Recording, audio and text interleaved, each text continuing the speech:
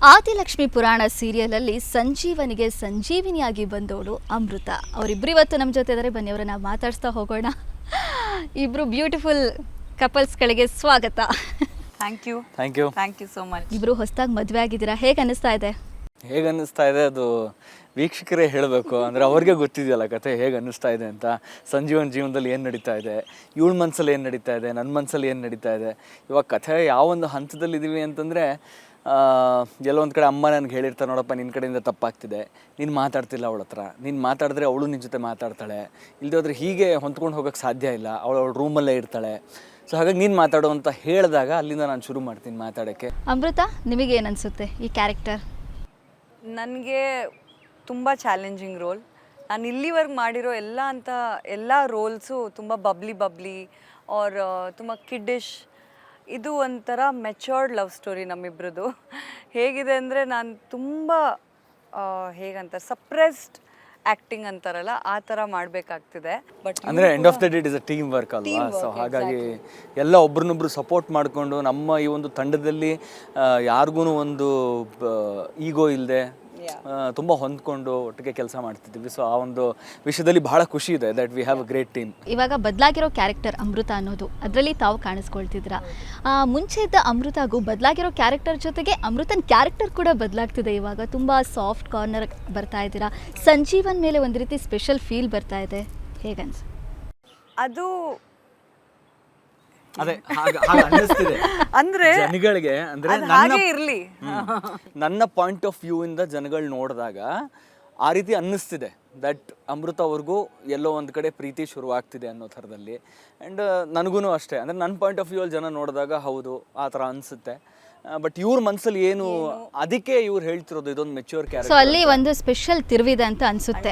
ಇಲ್ಲಿ ಯಾವ ರೀತಿಯಾದಂಥ ಮೆಚ್ಯೂರ್ ಕ್ಯಾರೆಕ್ಟರ್ ಅಂತಂದ್ರೆ ಇವರ ಇಮೋಷನ್ಸ್ನೆಲ್ಲ ಇವರು ಎಷ್ಟು ಸಪ್ರೆಸ್ ಮಾಡ್ತಾರೆ ಅಂತಂದ್ರೆ ಇವರೆಲ್ಲೂ ಬಿಟ್ಕೊಡಲ್ಲ. ತುಂಬಾ ನೋವು ತಿಂತಾರೆ ಒಳಗಡೆ, ಬಟ್ ಅದು ಎಕ್ಸ್ಪ್ರೆಷನ್ ಮುಖಾಂತರ ಹೊರಗೆ ತರಲ್ಲ ಅವರು ಅದನ್ನ. ಬಟ್ ಜನಗಳಿಗೆ ಗೊತ್ತಾಗ್ತಿರುತ್ತೆ ಏನು ನಡೀತಿದೆ ಅಂತ. PhD ಮಾಡಬೇಕು ಅನ್ನೋ ಕನಸಿತ್ತು, ಆ ಕನಸೀಗ ಗಂಡನ ಮನೆವರೆಗೂ ಕರ್ಕೊಂಡು ಬಂದು ನಿಂತಿದೆ.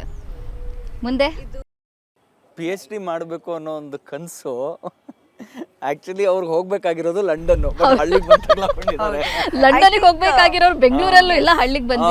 ಐ ಥಿಂಕ್ ಈ ಥರ ತುಂಬ ಹುಡುಗಿಯರಿಗೆ ಆಗಿರುತ್ತೆ, who have big dreams but family ಪ್ರೆಷರಿಂದ ಅಥವಾ ಏನೋ ಒಂದು ರೀಸನಿಂದ they get stuck to a small family or ಅವ್ರ ಡ್ರೀಮ್ಸ್ ಎಲ್ಲ ಒಂದು ಕೇಜಲ್ಲಿ ಹೋಗೋ ಹಾಗೆ ಆಗೋಗ್ಬಿಡುತ್ತೆ.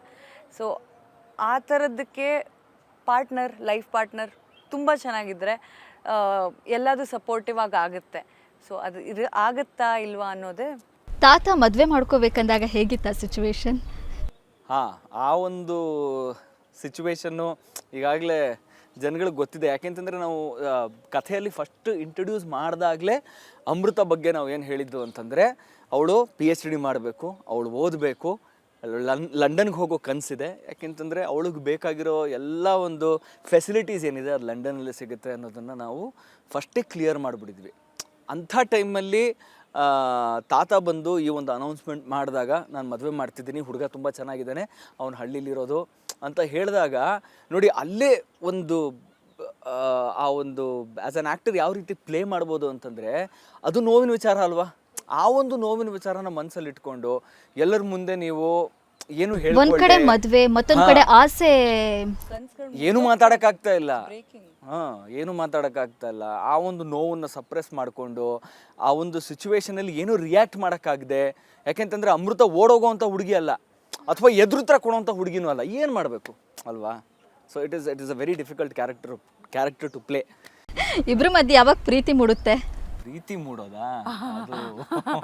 ನಾನು ನನ್ನ ಕನಸು ಇವ್ರ ಪ್ರೀತಿ ಮೂಡಬೇಕು ಅಂತಾನೆ ಕಾಯ್ತಿದ್ದಾರೆ ಎಲ್ಲರೂ ಆಕ್ಚುಲಿ, ಎಸ್ಪೆಷಲಿ ನಮ್ಮ ವೀಕ್ಷಕರು. ಯಾವಾಗ ಅಮೃತ ಮತ್ತೆ ಸಂಜೀವ್ ಮಧ್ಯೆ ಒಂದು ಸಂಜೀವಿನಿ ಆಗಿರೋ ಪ್ರೀತಿ ಮೂಡುತ್ತೆ ಅಂತ. ಖಂಡಿತ ಎಲ್ಲ ಒಂದ್ ಕಡೆ ನಾನು ಮನುಷ್ಯ ಅಲ್ವಾ, ನನಗೂ ಪ್ರೀತಿ ಬೇಕು, ನಾನು ಆ ಒಂದು ಪ್ರೀತಿಗೋಸ್ಕರ ಕಾಯ್ತಿದ್ದೀನಿ. ಬಟ್ ಇವ್ರ ಆಸೆ ಕನಸುಗಳು ಬೇರೆನೇ ಇದೆ, ಅದಕ್ಕೆ ನಾನು ಸಪೋರ್ಟ್ ಮಾಡೋಕ್ಕೂ ರೆಡಿಯಾಗಿದ್ದೀನಿ.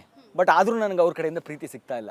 ನನಗಂತೂ ನಿಮ್ಮಿಬ್ಬರದು ಬ್ಯೂಟಿಫುಲ್ ಫೇಸ್ ಸಿಕ್ಕಾಪಟ್ಟೆ ಇಷ್ಟಪ್ಪ. ಸೊ ಅದು ಜನಗಳಿಗೂ ಕೂಡ ಇಷ್ಟ ಆಗಿದೆ ಅಂತ ಅನ್ಕೊಂಡಿದ್ದೀನಿ. ಥ್ಯಾಂಕ್ ಯು ಸೋ ಮಚ್ ಇಷ್ಟೊತ್ತು ಕೂತ್ಕೊಂಡು ನಮ್ಮ ಜೊತೆ ಮಾತಾಡಿದ್ದಕ್ಕೆ. Thank you for asking the perfect questions. Thank you.